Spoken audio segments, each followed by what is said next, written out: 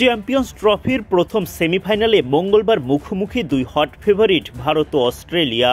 Toss জিতে আগে ব্যাটিংয়ের সিদ্ধান্ত নেন অজি কাপ্তান স্টিভেন স্মিথ। যদিও অস্ট্রেলিয়ার ওপেনিং জুটিতে বেশি রান আসেনি।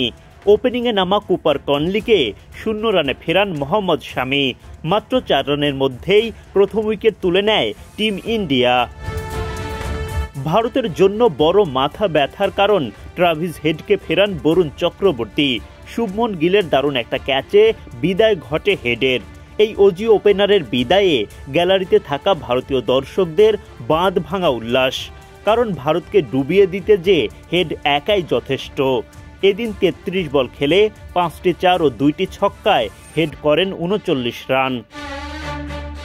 দুই ওপেনারকে হারানোর পর লাবুশেন ও স্মিথের মাঝে গড়ে ওঠে 56 রানের জুটি। লাবুশেনকে বিদায় করে সেই জুটি ভাঙেন রবীন্দ্র জাদেজা। এলবিডব্লিউর শিকার হয়ে লাবুশেন ফেরেন 36 বলে 29 রান করে। জাদেজার সামনে টিকতে পারেননি জশ ইংলিশও। বিরাট কোহলির হাতে ক্যাচ দিয়ে বিদায় নেন ইংলিশ। এই উইকেট কিপার ব্যাটার 12 বল থেকে 11 রান করে ফেরেন। দলীয় 144 রানে 4 উইকেট হারায় অস্ট্রেলিয়া।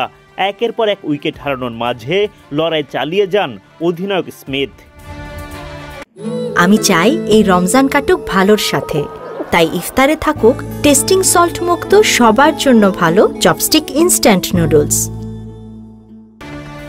50 পেরিয়ে সেঞ্চুরির দিকে এগিয়ে যেতে থাকেন স্মিথ, কিন্তু তখনই বাঁধে বিপত্তি। মোহাম্মদ শামি বোল্ড করেন অজি কাপ্তানকে। দলকে চাপে রেখে অধিনায়ক ফেরেন 96 বলে 73 রান করে। অস্ট্রেলিয়ার বিপদ আরও বাড়ে গ্লেন ম্যাক্সওয়েল মাত্র 7 রান করে ফিরলে। ম্যাক্সওয়েলের উইকেট তোলেন অক্ষর প্যাটেল। সেই বিপদের মাঝে ঢাল হয়ে দাঁড়ান অ্যালেক্স ক্যারি।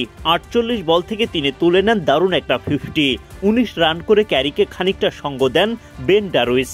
স্মিথের গড়ে দেয়া ভিত আর শেষ দিকে ক্যারির লড়াকু ব্যাটিংয়ে চ্যালেঞ্জিং টোটাল পায় অস্ট্রেলিয়া।